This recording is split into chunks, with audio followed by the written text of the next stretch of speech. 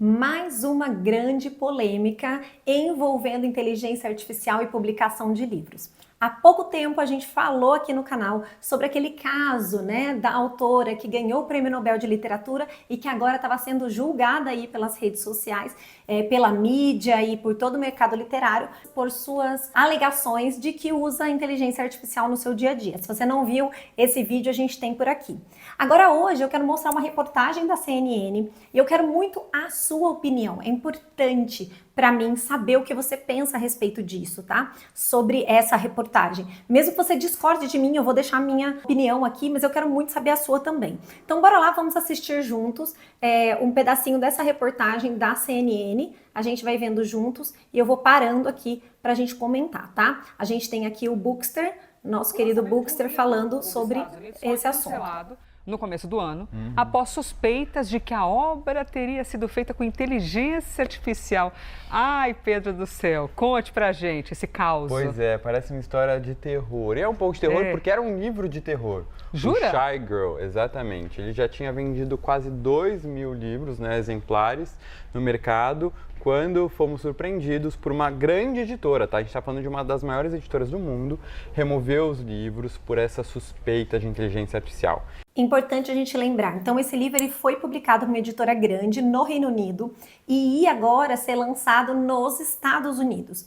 Então, já tinha vendido, muitos exemplares, ou seja, as pessoas já estavam comprando, já tinha toda essa coisa já tinha começado e foi suspenso, na verdade, foram recolhidos os livros do Reino Unido e foi suspenso o lançamento nos Estados Unidos. E por quê?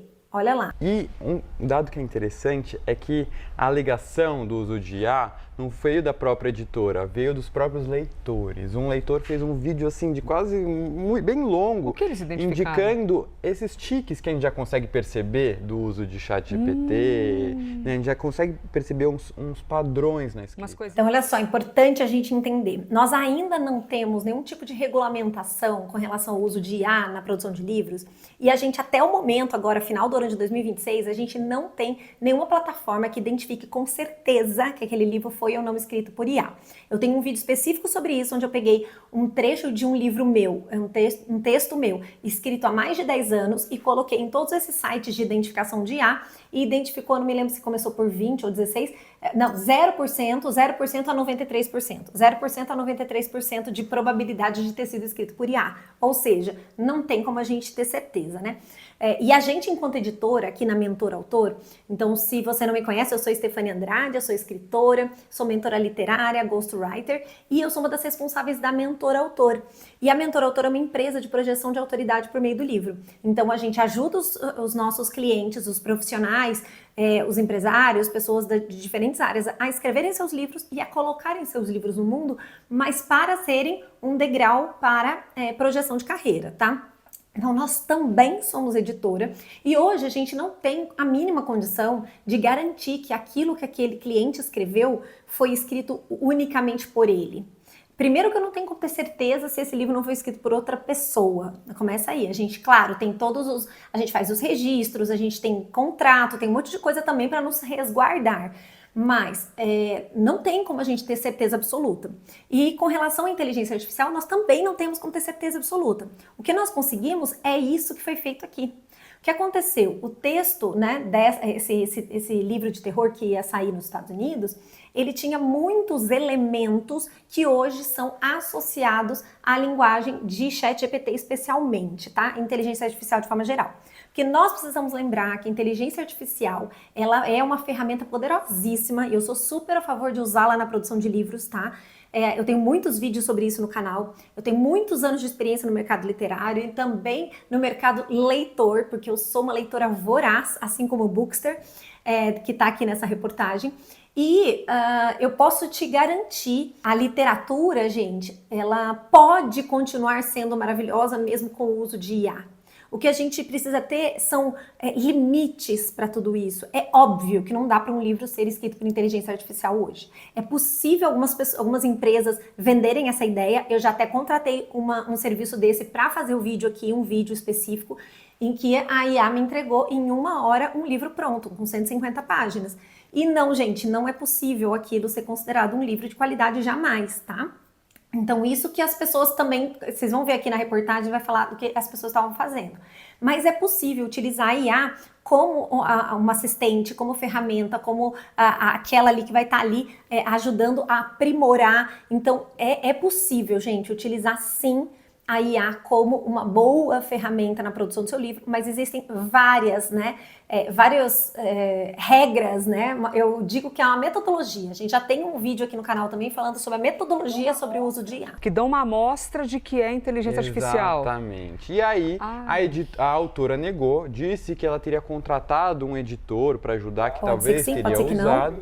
Mas fato é que, independentemente não conseguiram desse provar, caso tá, gente? do resultado Nem desse que caso, sim, nem que não, por que hora. esse é um problema que a gente vai enfrentar cada vez E não mais. vão conseguir. Como saber o que é escrito por humano e o que é escrito por inteligência artificial, né? É um problema que está crescendo. Eu vou te trazer aqui dois dados. Isso está crescendo e vai crescer cada vez mais, tá, gente? Não só no mercado literário. Então, inúmeras coisas do nosso dia a dia, na nossa vida, a gente não vai ter certeza do que foi feito por humano, o que foi feito por IA, até que ponto a IA... E veja bem, tem algumas coisas que são alarmantes, né? Traz, assim, um certo desespero pra gente, porque eu estive num evento grande de inteligência artificial em São Paulo, onde eu encontrei com um médico intensivista. Então, ele é um diretor de hospital que trabalha especificamente na área de UTI. E ele disse, 80% do meu trabalho hoje pode ser feito por IA. Levei um susto. Eu falei, o quê? Um médico falando isso? Ele falou, qual que é o trabalho do intensivista? Ele falou, medir, verificar, avaliar, medicar. Então, assim, tem uma questão de regras muito rígidas com relação a isso.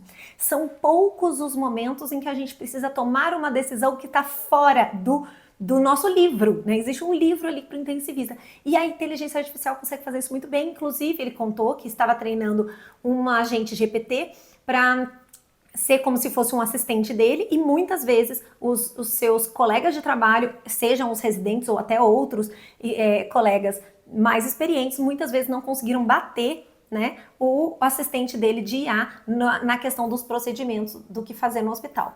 Polêmico, super, fiquei chocada, mas veja bem, é para você entender em que ponto a gente tá. E assim, não dá, gente, pra gente se enfiar numa caverna e fingir, eu não quero que isso aconteça, e não vai acontecer. Não, ela vai acontecer. Falar que não existe lei da gravidade, você pode falar, pode não acreditar, mas ela vai continuar existindo. Então, assim, o mundo com IA não tem mais volta. Não tem como mais volta. Então, o que a gente tem que saber é como que isso vai afetar a nossa vida, que vai afetar, vai, tá? Mas o quanto vai afetar a sua vida de leitora, de leitor, de escritor, de profissional, enfim. Então, de consumidor. E olha só os dados que ele traz. Primeiro, eu quero até que você me diga se você entende esse dado, tá? A Amazon, desde 2023, limitou o número de livros publicados na plataforma deles de autopublicação por 3 por dia por autor. Oi? 3 por dia? Para, mas tem gente... 3 por dia por autor? Cada autor só pode subir na Amazon 3 livros por dia. Gente, então é claro que isso aí estava sendo um problema grave. Então, aí a gente tem uma massificação, uma pasteurização da literatura, e aí assim, a gente tá falando de um extremo, né? Óbvio. Exatamente. Deixa de ser cidadão. E o que isso significa? Eu fiquei chocada quando vi também esse. Que tem gente usando não tô acreditando. Uhum. Pedro do céu, então, porque tem gente de fato usando e publicando muitos livros. Publicando muitos livros. Tem gente que tem aí 20, 30 livros publicados, escrito 80%, 90%. Um atrás do outro. Mais uma dúvida. Você que é um leitor voraz, quando você lê um livro e a história te toca de alguma maneira, te abasteceu ali na literatura, te incomoda saber que... Antes da resposta do nosso querido Pedro do Bookster, te incomoda saber que um livro foi escrito por inteligência artificial? Foi escrito com auxílio da inteligência artificial? Então pensa no livro que você mais gostou de ler. Livros que tenham marcado a sua vida, ficção ou não ficção. Se você descobrisse que aquele livro, sei lá, O Milagre da Manhã, Pai Rico para Pobre, Segredo de uma Mente Milionária, que mudaram a sua vida de empreendedor, de empresário, que se você soubesse que esse livro foi escrito por inteligência artificial, ia perder o valor para você? Harry Potter mudou toda uma geração. Mudou a minha vida, inclusive. Se você não sabe, eu sou especialista em Harry Potter como instrumento de ensino, tenho livros na área. Se eu descobrisse hoje que a J.K. Rowling não escreveu o livro, quem escreveu foi uma inteligência artificial que ela já tinha conseguido aprimorar lá no final da década de 90.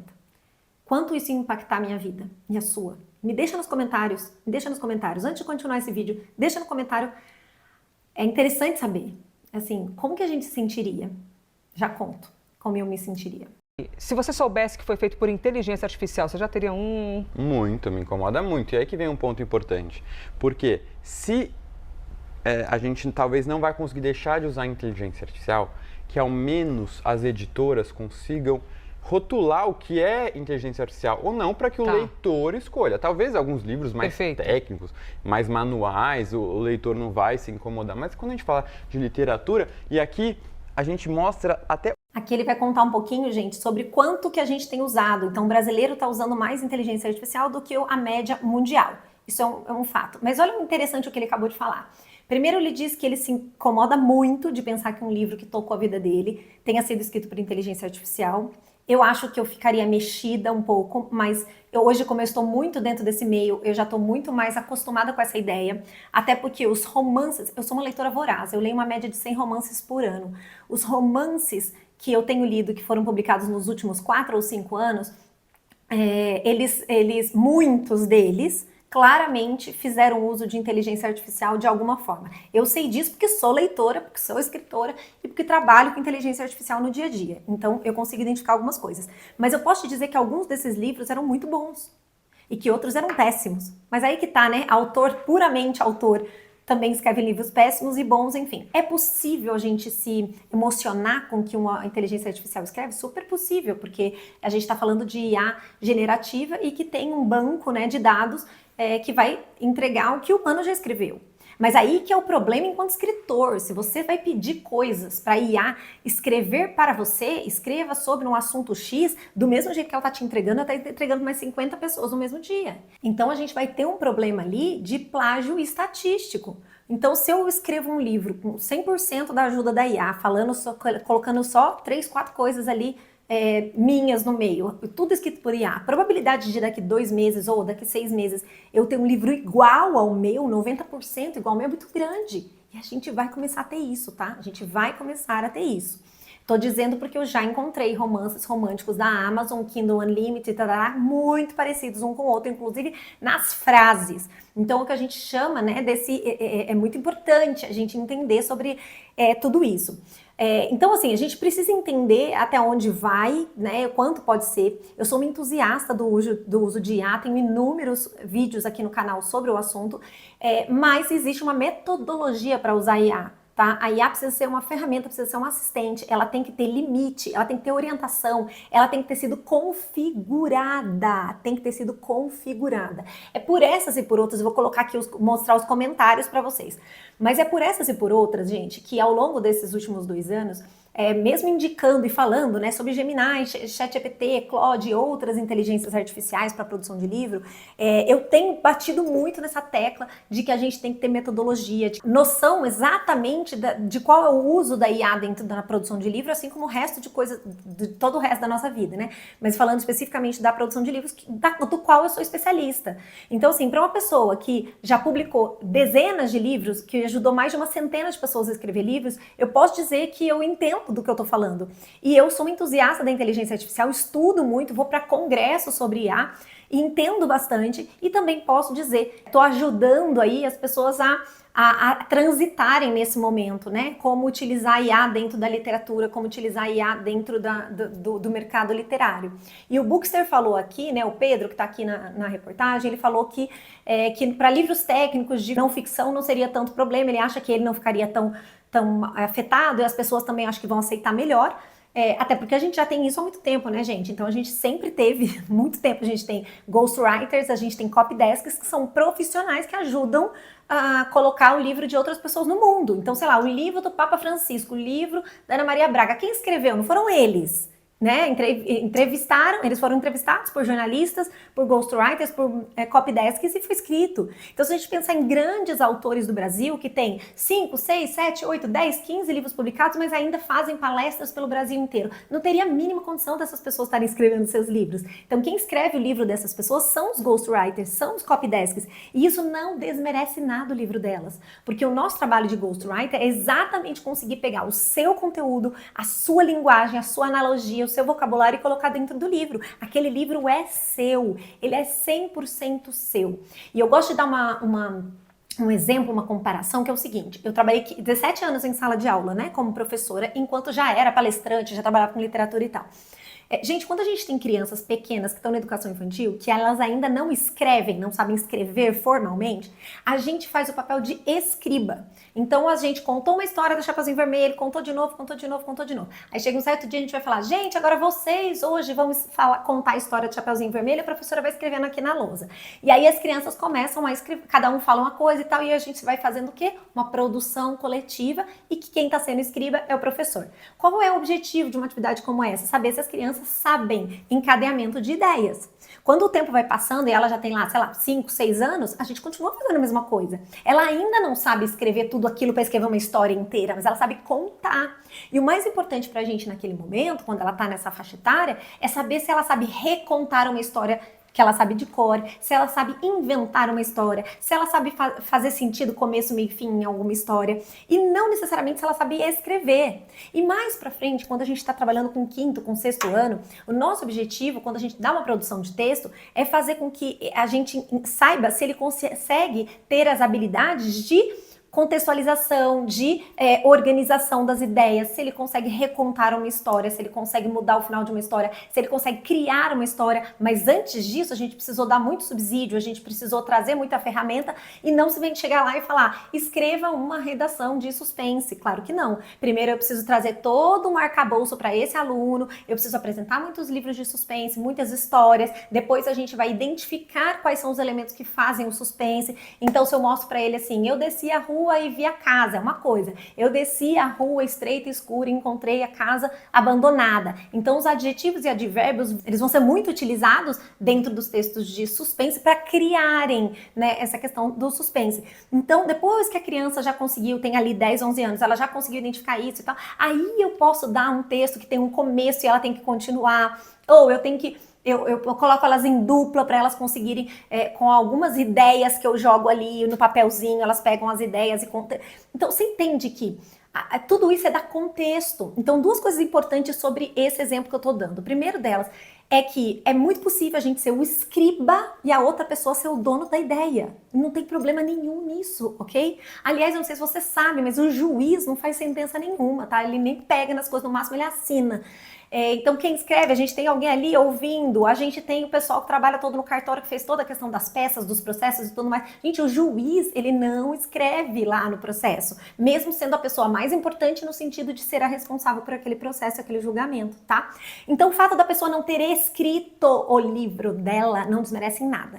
E a outra coisa que eu tô contando aqui, já dando uma relação também com a IA, é que quando eu tenho que dar todo esse subsídio pro aluno, para ele escrever uma redação, assim como no Enem, para você escrever uma redação do Enem, não vem várias outras coisas, não é só assim, escreva sobre X. Não, põe um texto, põe um exemplo, para não sei o quê, e agora você vai fazer uma dissertação sobre esse tema. Então, com a inteligência artificial, a mesma coisa. Ela tem que estar bem configurada, ela tem que estar bem orientada, ela tem que ser assim, tem que estar ali, você tem que estar ali para que ela possa dar respostas, boas respostas para você. E aí, vamos lá, gente, o que tem escrito aqui? Olha só os comentários. Eu tô planejando escrever no HQ de terror faz 2 anos. Que preconceito, cabe a IA processar os envolvidos, hahaha. Esse dia submeti a música Faroeste Caboclo a uma ferramenta que analisa se o texto foi escrito por IA e indicou uma chance de 60% ter sido escrita por IA, tá? Uma música da década de 80, ou seja, a gente ainda não tem como precisar isso. Querem criar uma IA para identificar o IA, não conseguiram ainda, tá? O negócio é jogar a toalha, abandonar músicas, livros novos e recorrer aos antigos antes de 2025. Depois da IA é muito improvável que alguém lance algo sem essa ferramenta. Faz sentido, mas é aquilo, né? Então você vai deixar de consumir qualquer tipo de cultura ou qualquer tipo de coisa depois de, não digo 2025, amigo, a partir de 2020, 2022.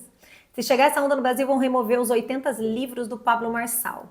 A IA provavelmente encontrará meios de contornar quaisquer controles que possam ser feitos a respeito de sua utilização. Provavelmente. Veio para ficar. Eu evito ler livros lançados depois de 2022. Olha isso, né? Olha, no Instagram os influencers já falam o mesmo texto. Não é sobre isso, é sobre aquilo. Bastante, né? Esse aqui é um dos vícios de linguagem da IA, né? Bem, então aqui, olha, eu vou colocar só mais um. Moro no Canadá e trabalho para o US como escritora na área científica. A gente usa IA todo santo dia, até mesmo por pressão dos próprios clientes que querem cortar custos. Deixando claro que o uso não é para produzir o texto inteiro, mas como assistente para localizar alguma coisa na literatura ou reformular uma frase. Quem faz o draft mesmo continua sendo nós, os escritores, e a nossa função é garantir que o texto esteja cientificamente correto e alinhado com o corpo de evidências. Quando é uma publicação científica, é mandatório para os guidelines, né, colocar que houve uso de IA. Assim, outros materiais de uso próprio do cliente não. Então, eu até entendo a fala de colocar um disclaimer, mas honestamente a IA veio para ficar e isso vai acontecer mais e mais. Mas que isso já tem estudos mostrando que a nossa fala está mudando por conta de IA. Então, em breve, esse será o novo normal. A resistência hoje existe porque é tudo relativamente novo, mas veremos em 10 anos se haverá esse incômodo que existe hoje. Bem, nós tivemos incômodos ao longo de todo o nosso processo histórico, né, gente? De deixar de pegar fita para começar a pegar CD, DVD e depois agora não ter mais nada disso, né? Da gente ter filme fotográfico, não existe mais nada disso, Kodak falindo, né, num certo momento, assim como a Blockbuster. Então a gente teve muitos processos. Então hoje a IA, ela tá aí, ela existe, ela veio para ficar, ela é assustadora em alguns pontos com certeza, mas o que a gente precisa fazer é aprender a lidar com tudo isso. Se isso, ver realmente o lado bom, né, das coisas, se isso tem ajudado, e eu posso garantir que tem, ajudado autores que nunca conseguiriam publicar o seu livro, a autopublicação sozinho, né? Nunca conseguiria tirar aquele projeto do papel e a gente está conseguindo, com a ajuda da IA, colocar esses livros no mundo, eu vejo como um grande benefício nesse sentido. Então eu queria muito saber sobre a sua opinião, se você já leu o livro de IA, se você sabe identificar se teve IA, se não, e sobre aquela questão mais importante, se você descobrisse hoje que o livro da sua vida, coloca para mim qual é o livro que mudou a sua vida, de ficção ou de não ficção, que marcou a sua vida, sua infância, sua adolescência, sua vida adulta, me conta aqui, se ele tivesse sido escrito por IA, como você se sentiria?